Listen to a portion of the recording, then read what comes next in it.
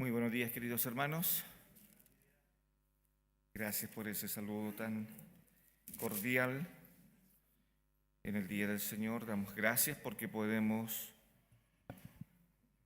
venir a su casa y poder adorar al Señor y también poder escuchar de su palabra, ser edificados en su palabra, que tanto necesitamos en el día a día.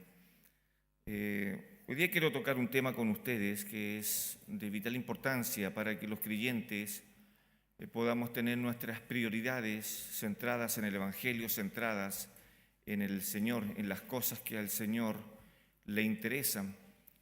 Cuando Jesús expresó algunas palabras acerca de que Él habló de lo que había visto en su Padre en el cielo. Y Él dijo unas palabras interesantes: mi Padre hasta ahora trabaja y yo trabajo. Imagínense eso.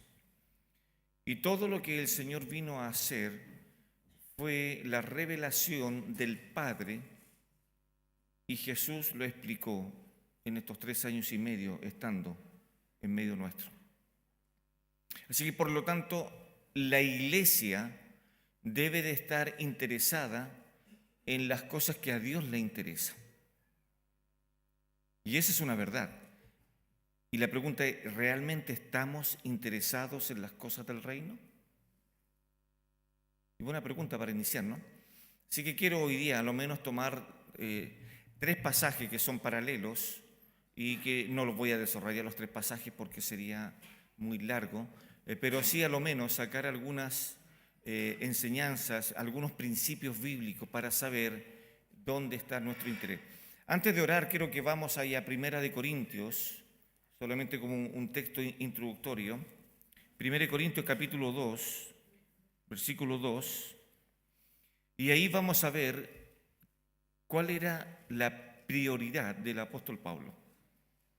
Si ustedes lo pueden ver ahí, es interesante cómo Pablo tiene claro cuál es su rol como creyente, como hijo de Dios. Dice así Pablo: pues me propuse no saber entre vosotros cosa alguna, sino a Jesucristo y a este crucificado. Qué interesante.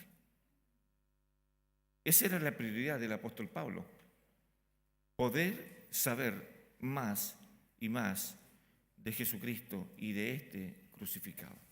Oramos. Padre, te alabamos en esta mañana y te damos gracias porque tú eres bueno, porque para siempre son tus misericordias.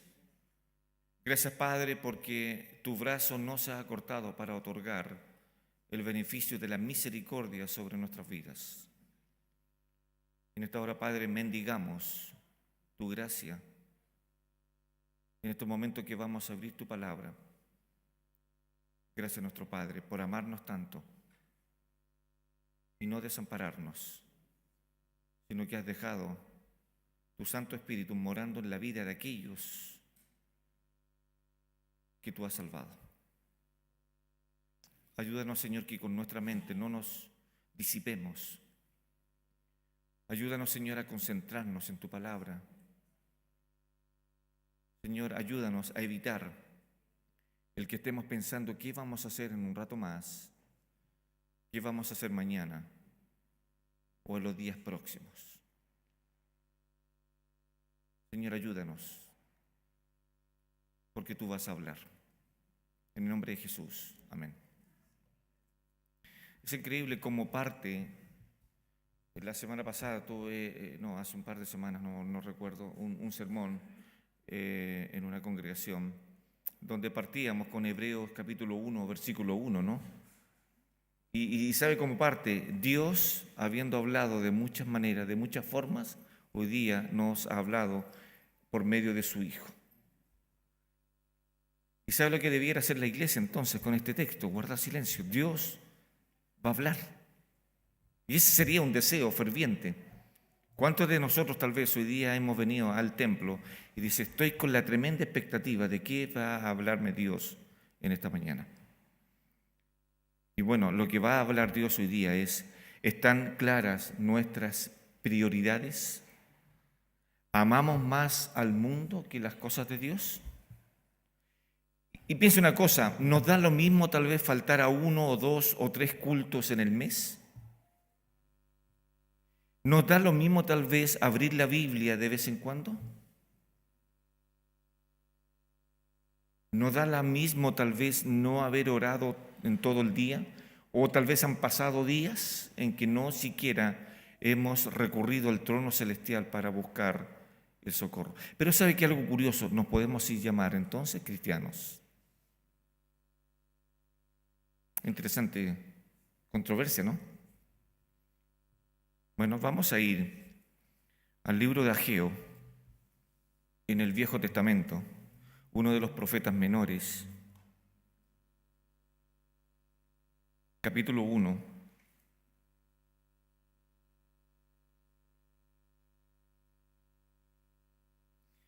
El propósito, si quiere ir haciendo algunas anotaciones ahí, no sé si quiere anotar ahí algo, no sé, está bien. El propósito de este profeta menor de Ageo era animar al pueblo que regresó de Babilonia para que reiniciara la reconstrucción del templo. Le quiero explicar esto un poco, para hacerle una contextualización de lo que el profeta Ageo, Dios lo trae y comienza a profetizar. Años atrás, al menos 70 años, un poco para atrás, el profeta Jeremías, durante 40 años, comenzó a decirle al pueblo que si no se arrepentían, que si no tenían sus prioridades claras, Dios iba a enviar al reino del norte, a Babilonia, para que los capturara, y esta captura iba a durar 70 años. 70 años. Iba a venir Babilonia, los iba a capturar y los iba a llevar cautivos. Durante 40 años el profeta sufrió lo que jamás podría haber sufrido un profeta de Dios. Lo encarcelaron, lo pusieron en un cepo, lo pusieron dentro de un balde con agua, lo torturaron y el profeta seguía hablando de Dios. ¿Cuáles son las prioridades entonces de Jeremías? Dios. ¿Cuál era el propósito y cuáles eran las prioridades de José cuando se le ofreció que tuviera alguna relación con la esposa de su patrón? ¿Cuál era la prioridad? No puedo pecar contra mi patrón y no puedo pecar contra Dios. Jeremías durante 40 años comenzó y recorrió todo Jerusalén diciendo arrepentidos, arrepentidos, arrepentidos. Como Jonás, ¿no? Y sabe que el pueblo no obedeció. Llegó el momento en que Dios desató su ira y cumplió lo que había dicho, que 70 años el pueblo iba a estar lejos. De ahí entonces que podemos ir de ahí se escribió un salmo cuando los judíos estaban cautivos en Babilonia, se escribió el Salmo 137. Si podemos ir ahí un momento, antes de leer Ageo, que de hecho hay una canción muy antigua basada en este salmo, Los ríos de Babilonia. Está basado en este salmo, unos norteamericanos que cantaban esta canción. Tal vez los más viejitos podremos acordarnos de esto, los jóvenes no sé, pero está ahí, ¿no? Pero mire cómo el pueblo estaba cautivo y cómo añoraban, pero si se le había dado durante 40 años la oportunidad para que pudieran recapacitar y pudieran decir, oye, pueblo Israel, estas son tus prioridades. ¿Cuáles son las prioridades? Amarás a Jehová, al Señor tu Dios, con todo tu corazón, con toda tu mente, con toda tu fuerza. Ese será el principio bíblico. Entonces, cuando estaban presos allá en Babilonia, se escribió este salmo anónimo y decía, junto a los ríos de Babilonia, allí nos sentábamos y aún llorábamos, acordándonos de Sión. Sobre los sauces en medio de ella colgamos nuestras arpas. Y los que nos habían llevado cautivos nos pedían que cantásemos. Y los que nos habían desolado nos pedían alegría, diciendo, cantad algunos de los cánticos de Sión. Y vea cómo responde el pueblo. ¡Qué tristeza más grande! Estas son las consecuencias de no tener claras las prioridades en este mundo como hijos de Dios. Estaban presos en Babilonia y ellos dijeron: ¿cómo cantaremos cántico de Jehová en tierra de extraños? Si me olvidare de ti, oh Jerusalén, pierda mi diestra su destreza, mi lengua se pegue a mi paladar, si de ti no me acordare. Si no enalteciere a Jerusalén como preferente asunto de mi alegría, oh Jehová, recuerda contra los hijos de Edom el día de Jerusalén, cuando decían: arrasadla hasta los cimientos, hija de Babilonia la desolada. Bienaventurado el que te diere el pago de lo que tú nos hiciste. Dichoso el que tomare y estrellare tus niños contra la peña. Qué terrible. Preferían eso antes de estar sufriendo, antes de no poder ir a adorar al Señor en Jerusalén. Durante 70 años el pueblo de Israel en Babilonia no adoró a Dios como lo hacían en Jerusalén. No podían hacerlo. Entonces, queridos, el llamado hoy día es: realmente has analizado tu vida para poder decir: estas son mis prioridades. El apóstol Juan lo decía, recuerda usted en su primera carta, perdón, su primera epístola, ahí a primera de Juan: no améis al mundo ni las cosas que están en el mundo. Pero constantemente estamos amando al mundo. ¿Sabe qué? Se fueron mucha cantidad de Jerusalén llevado por el imperio babilónico a su país, pero después, al regreso, al término de eso, solamente 55.000 judíos volvieron para hacer el trabajo en Jerusalén. Y el resto amó más Babilonia, hizo negocios allá, tal vez se casaron con aquellas mujeres o aquellos hombres, hicieron sus vidas y no regresaron a tierra prometida y quedaron ahí, como muchos quedaron en el desierto durante esos 40 años. Entonces ahora volvamos a Ageo para poder entender un poco.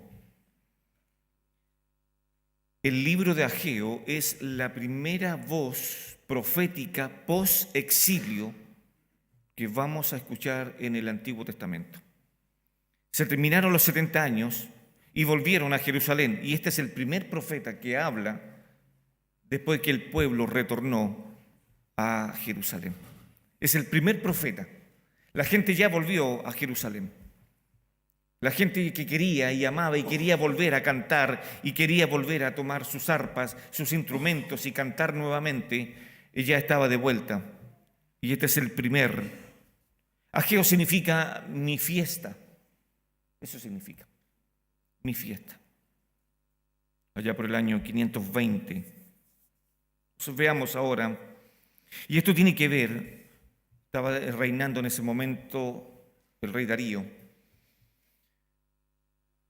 Los Babilonia habían sido derrotados, ¿cierto?, por Asiria, y ahora ya estaban en la libertad de poder retornar a su pueblo. El capítulo 1 se escribe en el primer día de septiembre del año 520. Son importantes las fechas porque va a reaccionar el pueblo. No voy a tocar todos los 2 capítulos, solamente un extracto, y voy a tocar solamente del capítulo 1, del versículo 1 al versículo 8. Solamente esos versículos hoy día.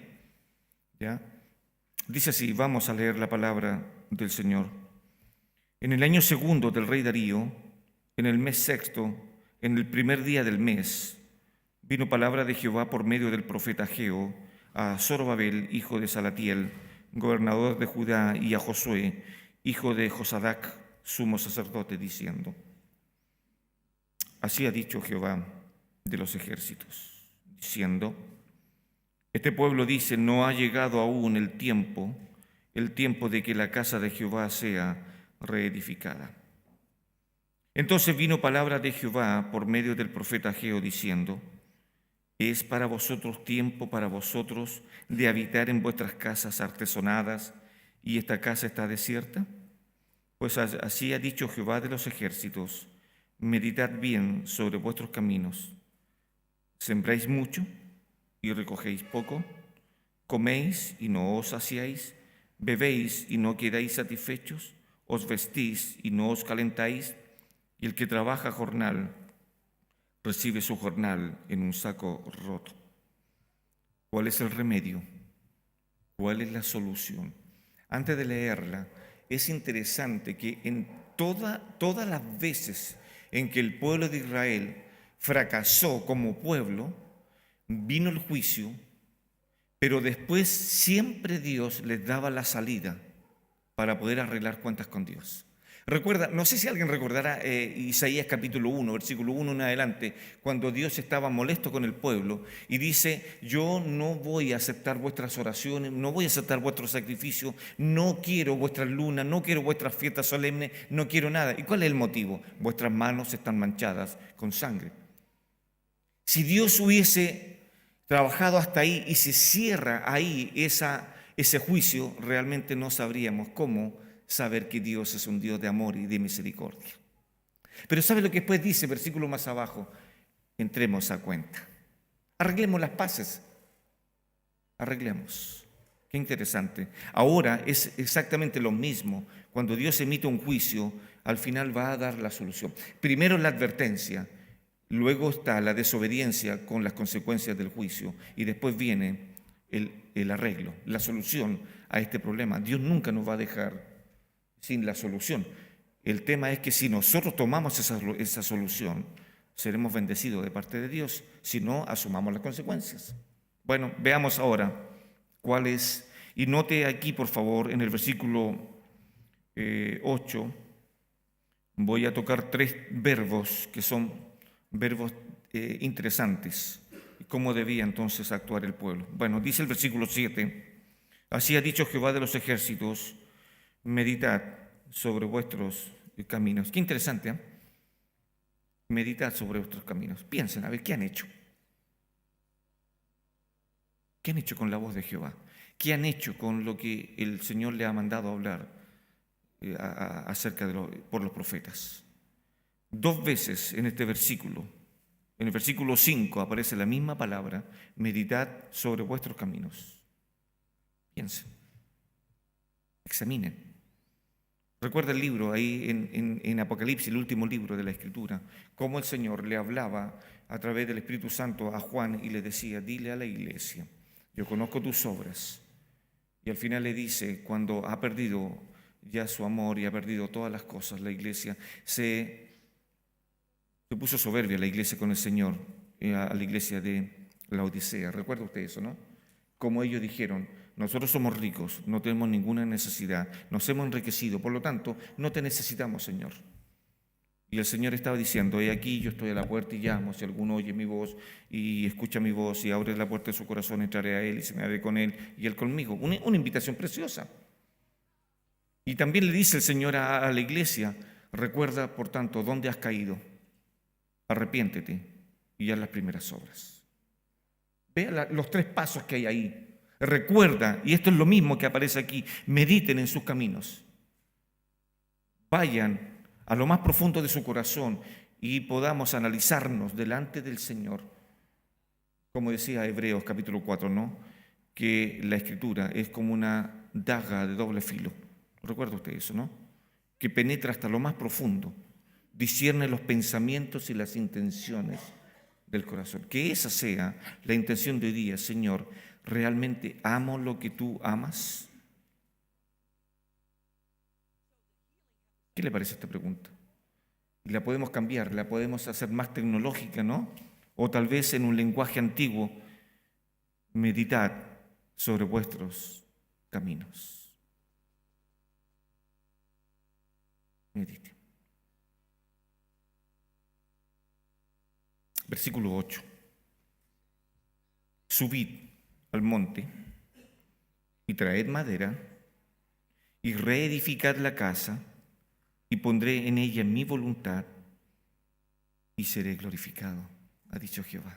Qué hermosas, qué preciosas palabras. Tal vez una pregunta básica, ¿no? ¿Dios necesita que nosotros le adoremos? ¿No? ¿Dios sigue siendo Dios sin nosotros? No, sí.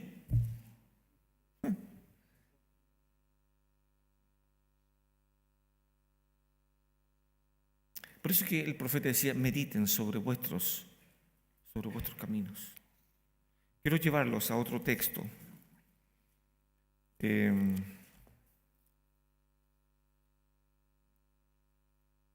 ahora que me acuerdo, ¿no?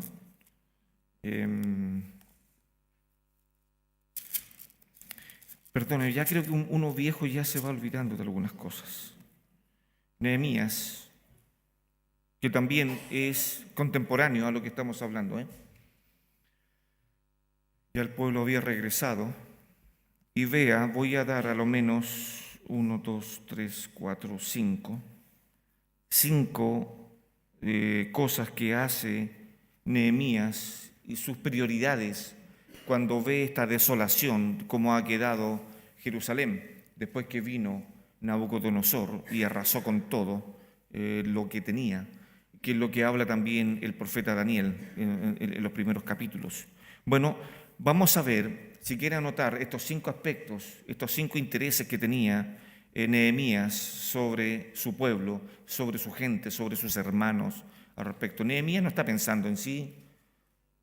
Pablo, cuando estaba preso y cantaba cantos, recuerde, le dije, ¿no? Cuando Pablo estaba preso con Silas, que fue el primer concierto del Nuevo Testamento, donde no había música, donde no había instrumentos y solamente había un auditorio que le estaba escuchando, que eran presos, y ahí estos hermanos cantaban. Y Pablo no estaba pidiendo, Señor, mándame un buen abogado, quiero salir luego de acá. Ve ahora, voy a decir estas 5 cosas. Primero, voy a hablar del interés, voy a hablar de la noticia, voy a hablar de la reacción, voy a hablar de la oración y voy a hablar también de la confesión. Nehemías capítulo 1, desde el versículo 1 hasta el versículo 6, están estos propósitos y estas prioridades en Nehemías. Bueno, vamos por el primero, si es que lo alcanzó a notar. Están los intereses de Nehemías. Versículo 2. Que vino Ananí, uno de mis hermanos, con algunos varones de Judá, y les pregunté por los judíos que habían escapado, que habían quedado de la cautividad, y también, vea lo que le dice, y también me interesa Jerusalén. Estas 2 cosas. Entonces ese es el interés que tiene Nehemías por los que quedaron vivos después de cuando se ingresó Nabucodonosor y destruyó todo lo que tenía a mano. Bueno, en el versículo 3 se le va a dar la noticia a Nehemías. ¿Y cuál es la noticia? Primero tenemos el interés, luego viene la noticia y dice, y me dijeron, el remanente, los que quedaron de la cautividad allí en la provincia, están en gran mal y afrenta. Y el muro de Jerusalén derribado y sus puertas quemadas a fuego. Qué triste noticia. Pero me preguntáis, ¿por qué Nehemías está tan interesado en esto? ¿Por qué Nehemías está tan interesado en que el templo, los muros, sean nuevamente reedificados? Es por algo tan sencillo que parece que estaban en concordancia los profetas. Y no vuelvo a Ageo, solamente se lo voy a mencionar. ¿Cuál era la intención de Dios? De que el pueblo se apresurara en construir el templo. Lo que dije anteriormente en el versículo 8. Reedificar la casa y pondré en ella mi voluntad y seré glorificado. Ese era el interés de Dios. Y ese era el mismo interés que Nehemías tenía por las cosas espirituales. Quería tener el muro, quería tener el templo edificado. ¿Para qué? Para que Jehová nuevamente volviera ahí y pudieran tener relación espiritual con su Señor, con su Dios. Bueno, veamos ahora cuál es la reacción. Voy a ir un poco atrás, ¿no? Tenemos el interés, versículo 2. Tenemos la noticia, la mala noticia, versículo 3. Y ahora el versículo 4 es la reacción a esto. ¿Cuál es la reacción a esta noticia?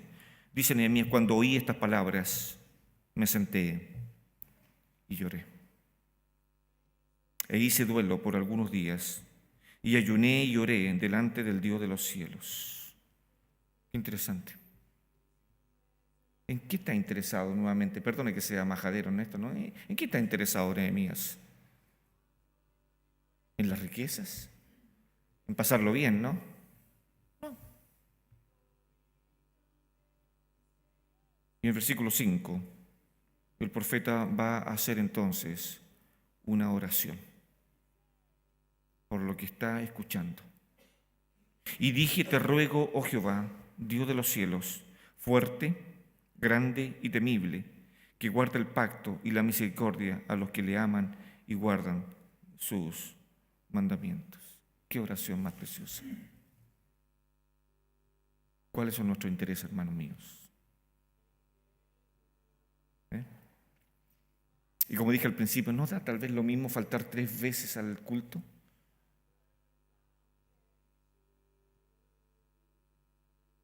Versículo 6 está por último la confesión de Nehemías. Y dice así, esté ahora atento tu oído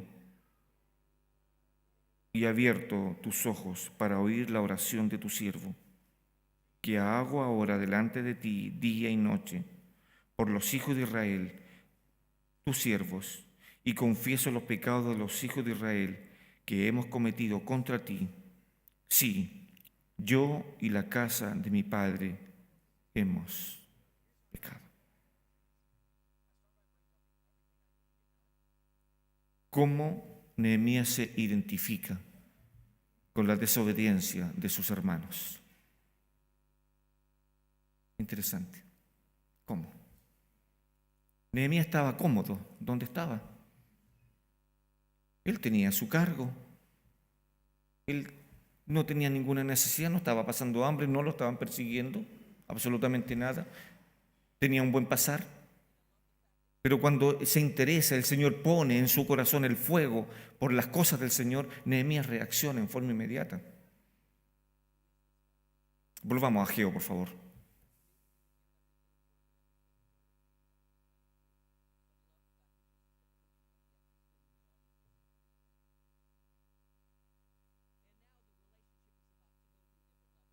¿Cuáles son las prioridades en el libro de Ageo? Y a primera vista, ¿sabe cuál era la prioridad? Artesonar sus casas. Habían estado tanto tiempo fuera de Jerusalén, tanto tiempo, que el Salmo, recuerda el Salmo 137, ¿qué es lo que decía? ¿Cierto? Tan lejos había estado, y los babilonios le decían, canten, y los judíos decían, pero ¿cómo vamos a cantar en tierra extraña? No lo vamos a hacer. ¿Por qué? Porque necesitamos nuestro templo. Eso es, necesitamos nuestro templo. Ahí es donde nos ordenó el Señor adorar a nuestro Dios. Eso necesitamos.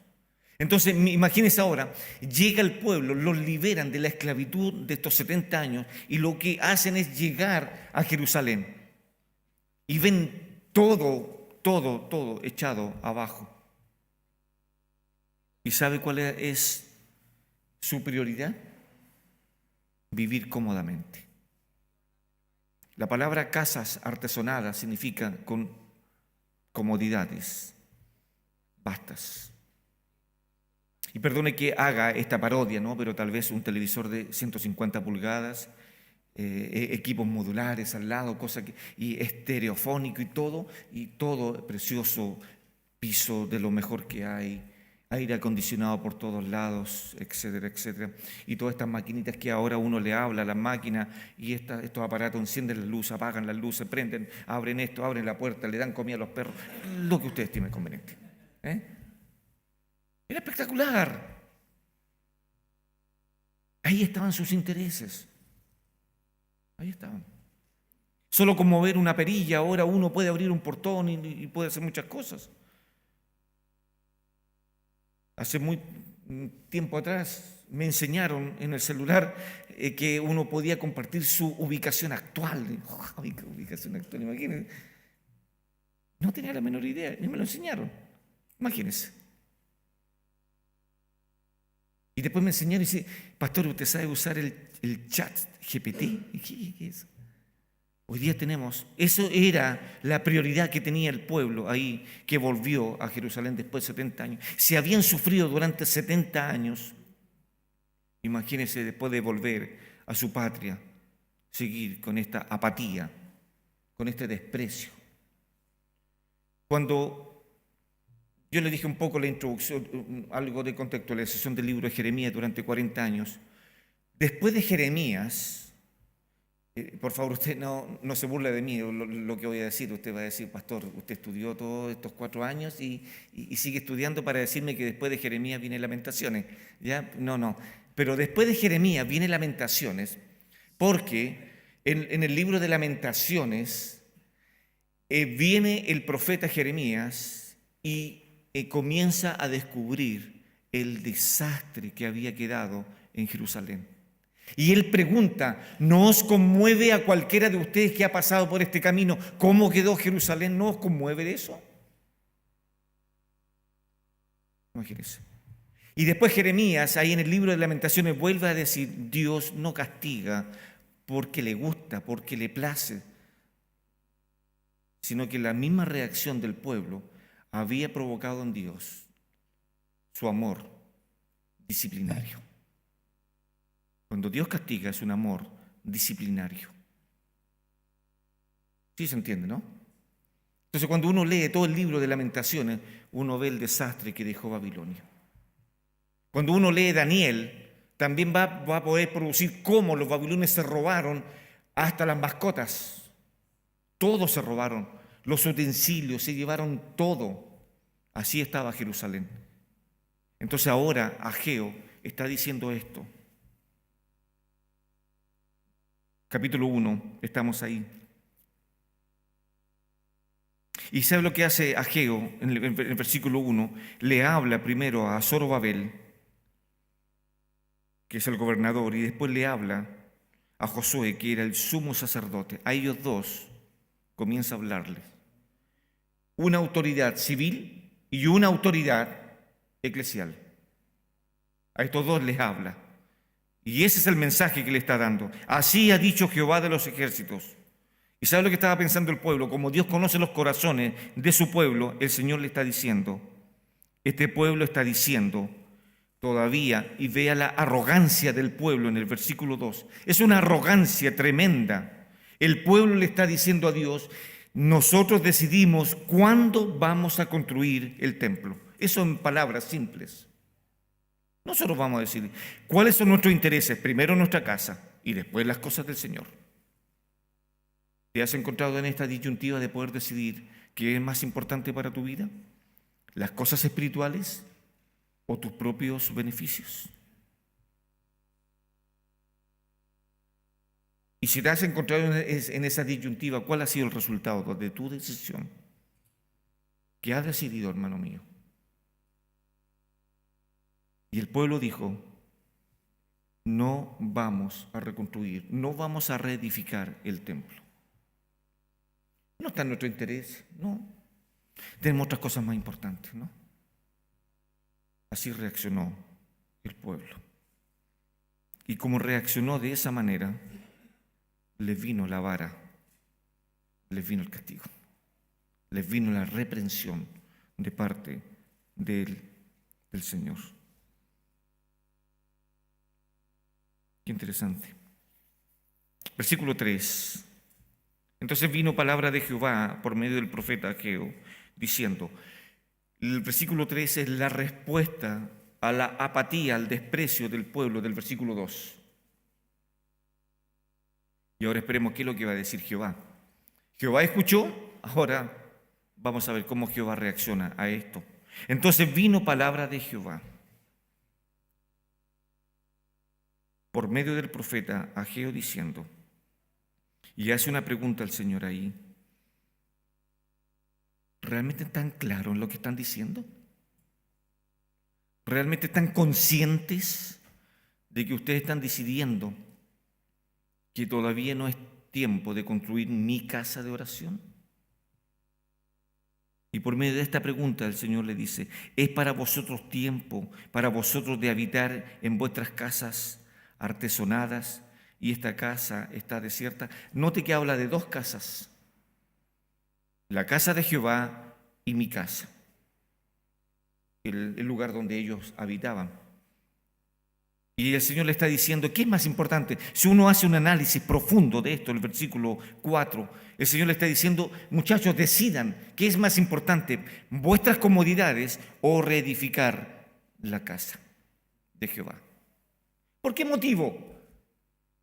Y Dios está diciendo para que yo habite en ese templo. Templo que nunca debía haber salido, pero ahí está. Necesito volver a habitar en ese templo. Necesita Dios volver nuevamente a tener comunión con sus hijos. Y el pueblo está diciendo no. Y ahora comienza, en el versículo 5, el Señor a decirle al pueblo: mediten bien en lo que están haciendo. Mediten bien. Cuidado. Mediten bien sobre vuestros caminos. Y cuando uno analiza el versículo 6, es lamentable cómo el pueblo no prosperaba. Trabajaba como burro desde la mañana hasta la tarde y no habían resultado. ¿Por qué? Porque sus intereses no estaban sobre los intereses. Mateo 6:33 es el contexto donde podemos llegar a nosotros. Más primeramente, buscad el reino de Dios y su justicia.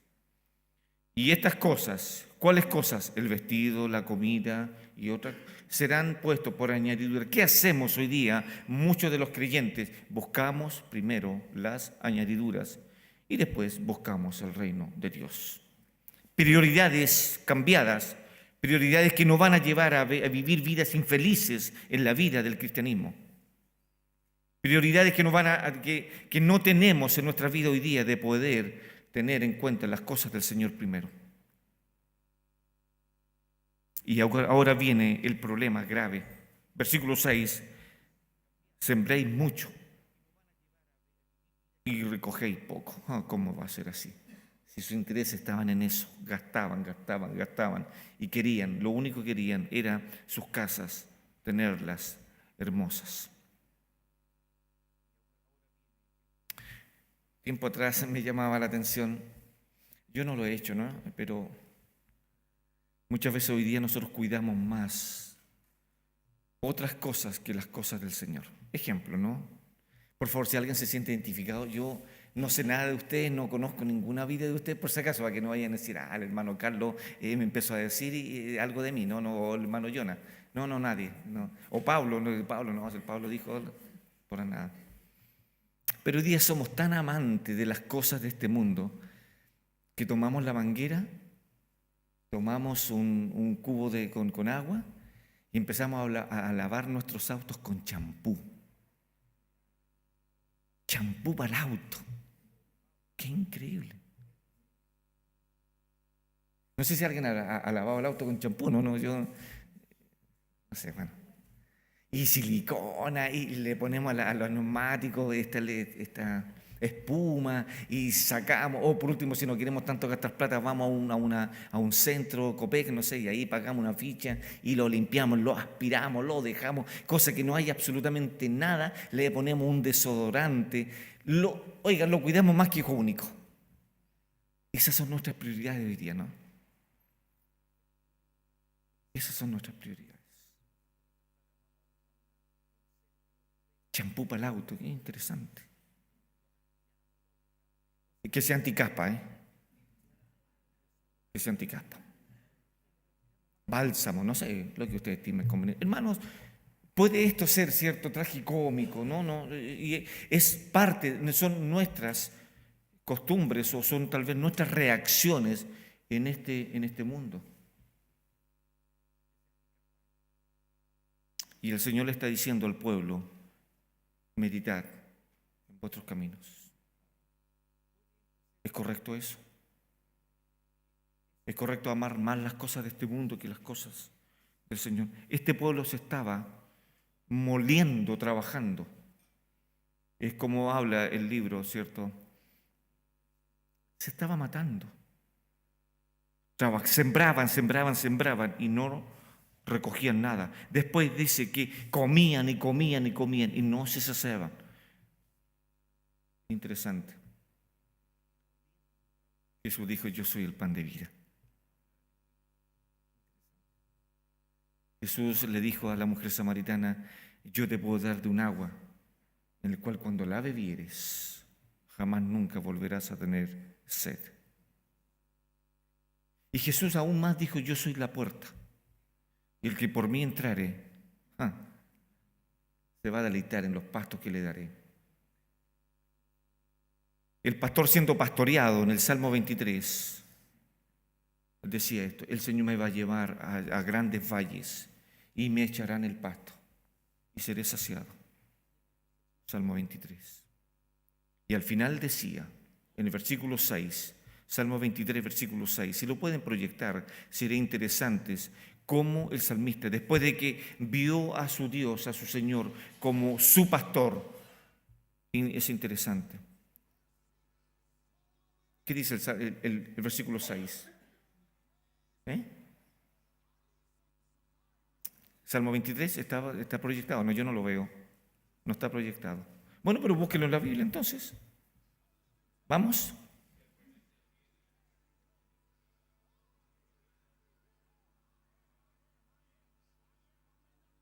Ve los dos elementos que hay ahí, después que el salmista reconoció que Jehová el Señor es su pastor y que nada le falta, el versículo 6 está reconociendo las bondades del Señor. Ciertamente, dos elementos por el cual este hombre deseaba ir a la casa de Jehová.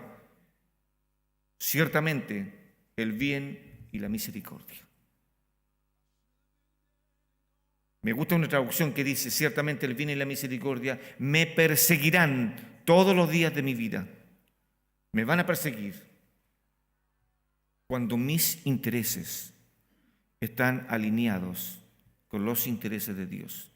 Ciertamente el bien y la misericordia me seguirán todos los días de mi vida y en la casa de Jehová moraré por largo tiempo. Bueno, volvamos a Ageo. Y ya estamos en el versículo 6.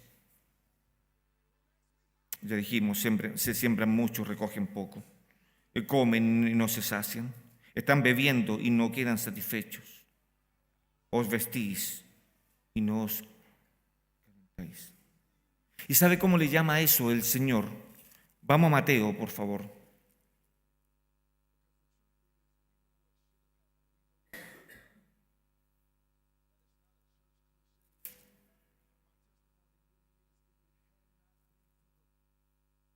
Capítulo 6.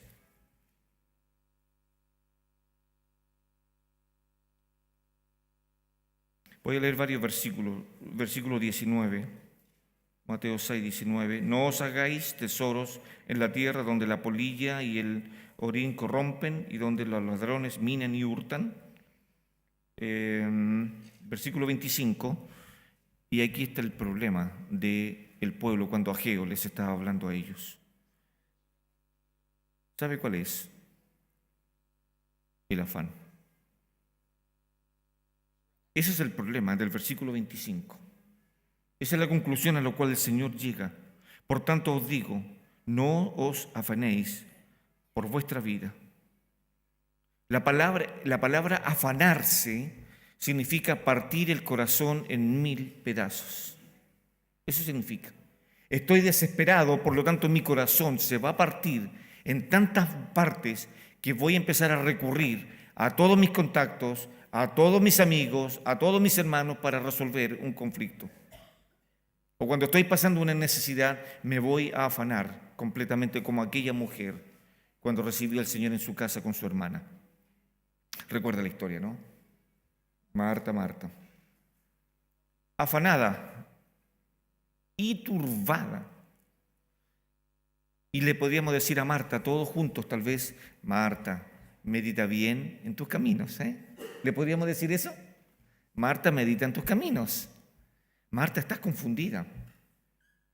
Sin importa que el tenedor quedó 1 milímetro corrido de la servilleta, no importa. No importa. Entonces el Señor, ¿qué le dice? No os afanéis por vuestra vida, qué habéis de comer, qué habéis de vestir, qué habéis de beber, ni por vuestro cuerpo. Y después el Señor le da un ejemplo maravilloso, versículo 26. El Señor le dice, contemplen las aves del cielo. Contemplen. Qué ejemplo más precioso. Que no siembran ni ciegan. ¿Qué estaba haciendo el pueblo ahí en Ageo? Sembraba, no recogía. Se quería calentar y no lo hacía. No tenía resultados. Y el Señor le dice: mirad las aves del cielo, que no siembren ni sigan ni recogen en granero, y vuestro Padre Celestial las alimenta. Y el Señor les hace una pregunta a los suyos: ¿no valéis más vosotros que ellos? Qué esperanza más gloriosa. Pero con cuidado de perder nuestras prioridades en el Evangelio. Pablo, ahí en 1 Corintios lo leímos, capítulo 2, versículo 2. Mi prioridad tiene que ser a este Cristo crucificado, y a Él tengo que predicar, como cantábamos. Y recuerde que este texto, me imagino que el que hizo esta canción lo sacó de Tesalonicenses, tal vez, cuando Pablo le decía a los hermanos de Tesalónica: haz que la palabra corra. Y no tan solo que corra, sino que también sea glorificada. Dos elementos, prioridades claras. Volvamos a Ageo, y ya voy terminando, queridos, para hacer la conclusión.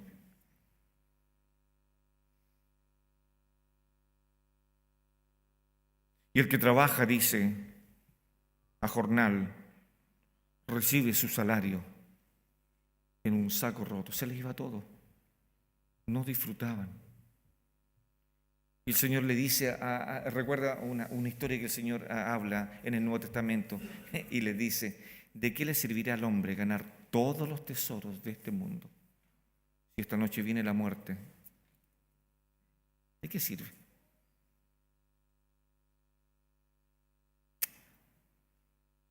¿Dónde están, hermanos míos, nuestras prioridades? ¿Podremos enfrentarnos al texto que Pablo le decía a Timoteo? Y esto me asusta mucho, este texto que Pablo le decía a Timoteo. Le decía: Timoteo, ven acá.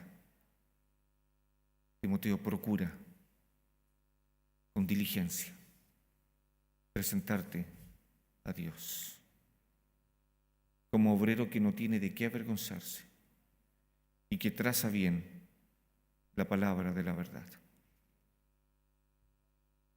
Le podremos decir al Señor: oh Señor, examina mi corazón, examina mi caminar, pésalo. Interesante. Bueno, vamos. Versículo 7, y ya dijimos el remedio, los tres verbos en acción que hay ahí. Y el Señor le dice ahora: así ha dicho Jehová de los ejércitos, meditad sobre vuestros caminos. Y aquí viene la orden. Subid, primer verbo. Traed, segundo verbo. Y reedificad, tercer verbo.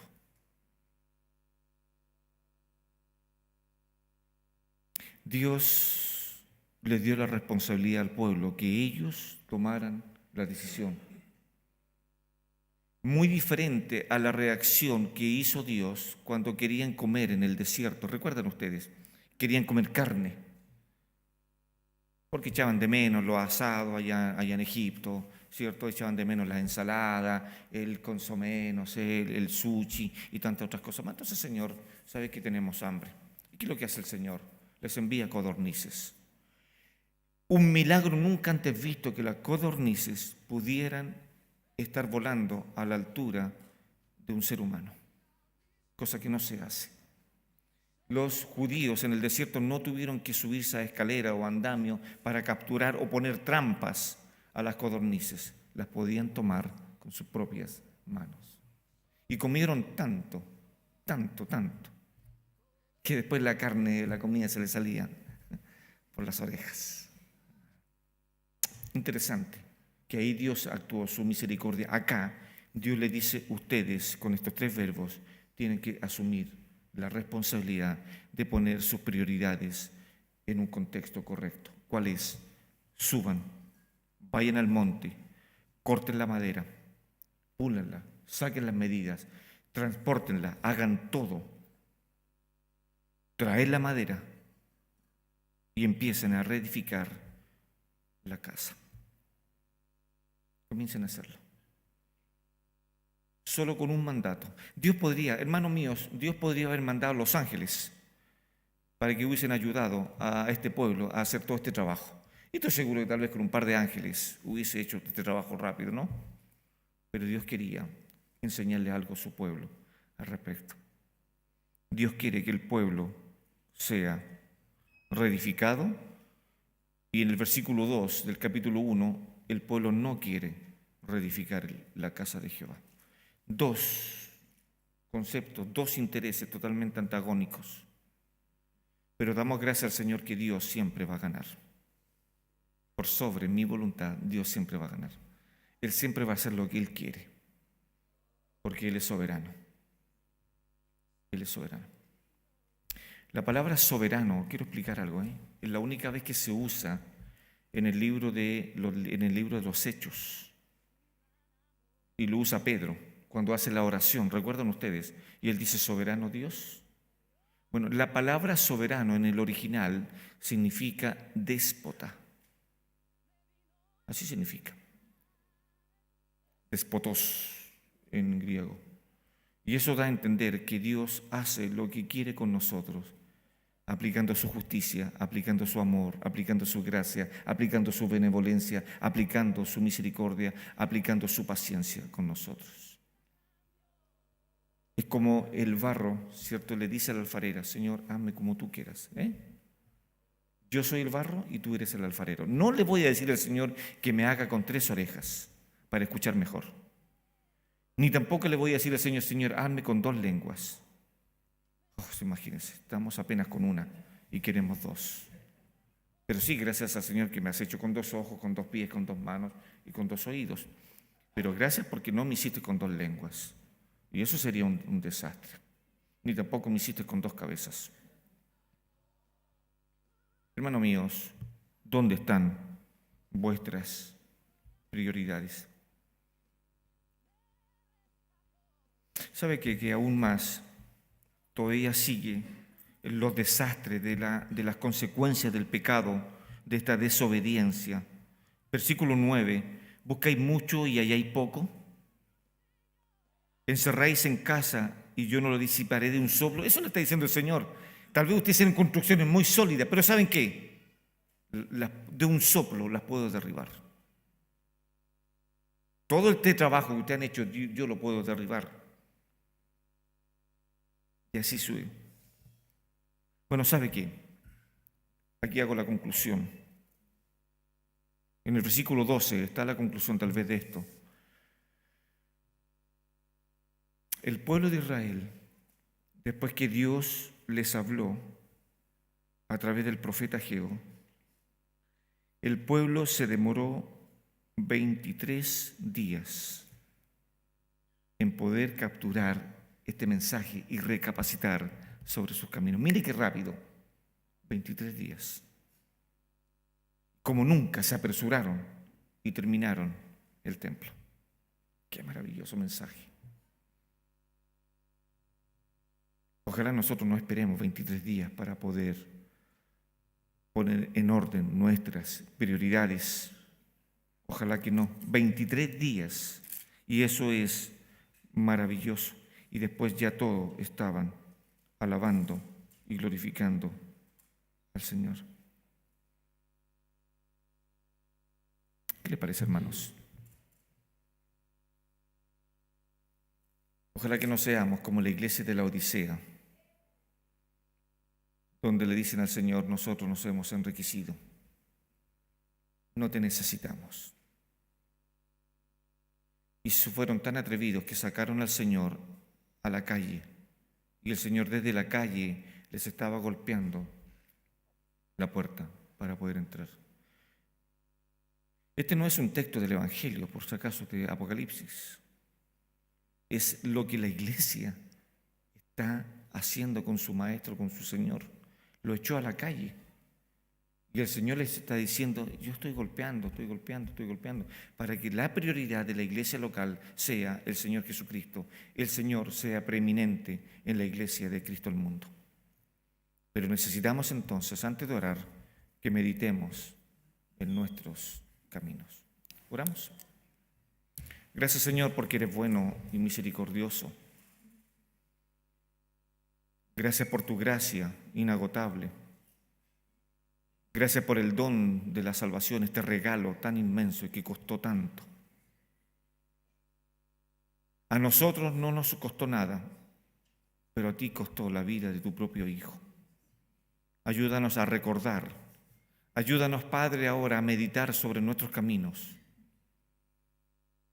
Ayúdanos, Padre, te necesitamos.